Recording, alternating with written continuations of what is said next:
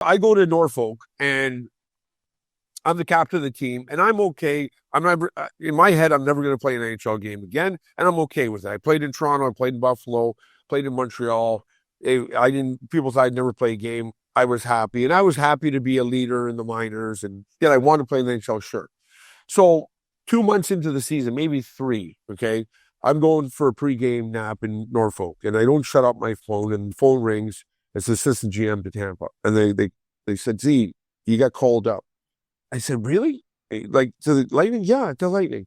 I said, oh my God. I said, where are we playing? He goes, Buffalo. I said, oh my God, that's even better. I'm 35 minutes from Buffalo. It's kind of, close to NHL. So he goes, we got three problems. I said, okay, what's the problems? One, there's no direct flight from Norfolk to Buffalo. So you got to go through Detroit. I said, what's the second problem? Second problem is your connection's pretty tight. So you got to make sure you get to that connection. I said, okay, what's the third problem? Third problem is your plane lands at around 6:45, and the game's at 7 to 7:30, right? And I said, okay, I gotta get going, right? So, I gotta get going. All right, boys, I better get going here. So I now I'm calling my family, telling them I gotta get there, So as I'm on the way to the airport, and my phone rings, a couple of my buddies in Tampa, they called me, you got called up. I said, I know. They said, you know why you got called up? I said, well, no, why? They said, well, Adam Mayer beat the shit out of Steve Downey last game. They want you to beat the shit out of Adam Mayer. I'm like, fuck, this day can't even get better. I'm used to fighting bigger guys. That guy's my size. Okay, this is awesome, right? Can't be any better. So I get to the airport. There's a little delay on the flight. Now my connection's tight. So I land in Detroit, and I don't know why they do these, and they can, maybe AI can figure this out. But I land in, C terminal, and my other flight is an A terminal, right? So I get off the flight, and I remember asking Lee, I said, what's the fastest way to, A36? She's like, well, take the train. Actually, if you run. So I'm running, and I'm running. And I can see that A36, and I see them closing the door. I'm like, no, don't close the door, don't close the door. And they close the door, and I'm like frantic to the lady. I'm like, listen, lady, I gotta go play this hockey game. I gotta fight Alan Mayer. They need me. I gotta get on this flight, please. And she's like, well, let me call the pilot, right? So she calls the pilot, and she goes, it's your lucky day. I said, I know it is. And she's like, they're gonna let you on the flight. I'm like, oh my God, thank God, right? So I get on the flight. Now we're gonna get to Buffalo.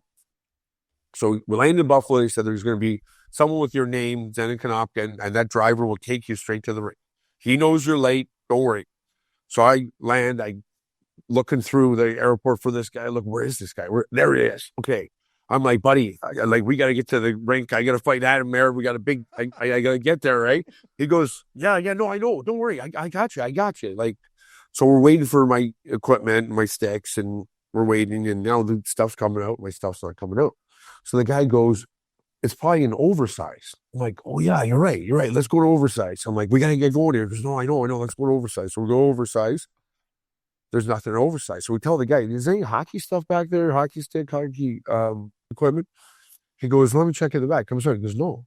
So now we go back to the belt, and now the belt stops. My equipment's not there. So I go to the front desk. This lady's there. I said, listen, my equipment's not here. I got to get to this game. And she goes, okay, give me your ticket. And she types, and she goes, oh. She goes, well, you made the connection, but your equipment didn't, your sticks didn't.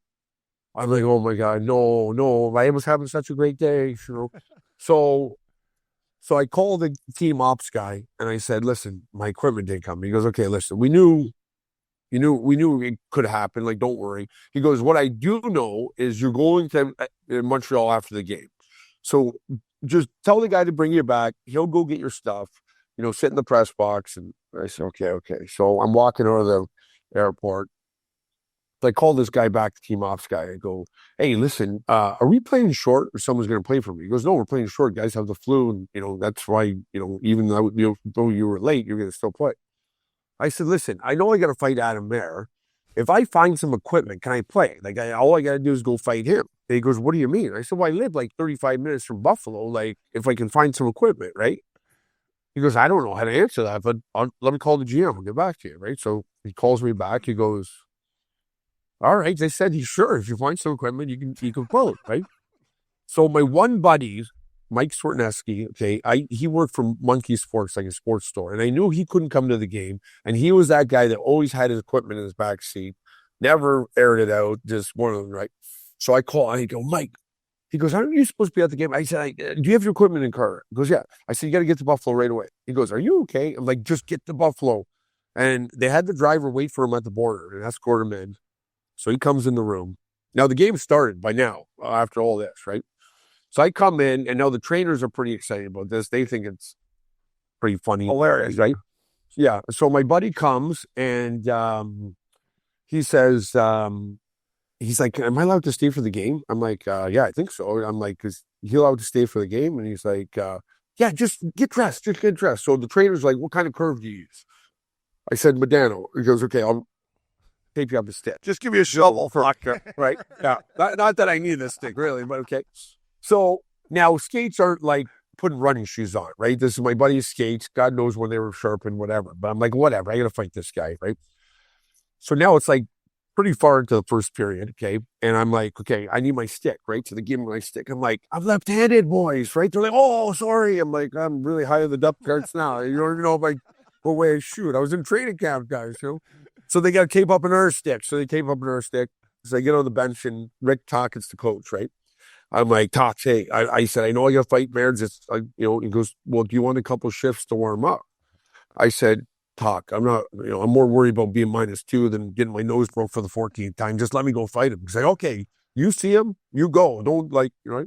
So as soon as Maird jumps on the ice, two of our guys jump off the ice because everyone knows what's going on here. So I get on the ice. Now, I'm a little shaky on these skates, like, you know, like maybe haven't been sharpened in a little while, right?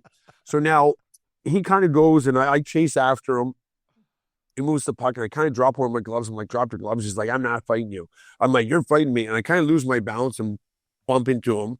And they give me 2 minutes for interference. And I'm like, the greatest day ever is not turning out so great right now. So I go to the box. The boys kill off the penalty. And now it's pretty tough getting across the ice with these skates. So I'm like, so I get off, and I'm like, Talk, I'm sorry, I lost balance. And they hit him. He's, oh no, you're doing great. You're doing great, right? So thank God, Buffalo scores. Lindy Ruff does me a huge favor. They put on Adam Merrick. So I look at Talk. He's like, go, right?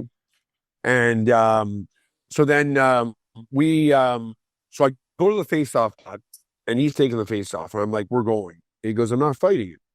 I said, buddy, you don't know what I've been through today. Like, we're fucking going. And I'm not one guy to like sucker someone, but I will sucker you if you don't fucking drop your gloves. So he's like, okay, fine, we'll fight, right? So we square off. If you watch the fight, I get kind of tagged on the way in because I kind of lose my balance. The rest of the fight goes pretty well. I think I might have got an instigator as well. And so I go to the box, and I come back after my 17 minutes back to the bench, and Rick Tocket's like, you look a little shaky on those skates. Like, you want a couple more shifts, or are you good? I'm like, I'm good. So like my stat line was like 7 seconds, 19 minutes of penalties, and a good story. And we did a charity event about, like, we brought up this video, and I never knew in the video, it's Rob Ray or Rick Jarrett says Konopka's flight he wasn't even here for warm up. His flight wasn't in time, you know, like, so it kind of verifies all that. And yeah, so that was a pretty crazy day, and I kind of forgot about the story, and it didn't seem that crazy at the time, but now I'm telling it does. Well, I mean, nowadays, if you told an NHL guy that nowadays, they would just be like, when they hear that, they'll be like, what? Are you fucking, send the team bird for the fucking guy, maybe, right? Like,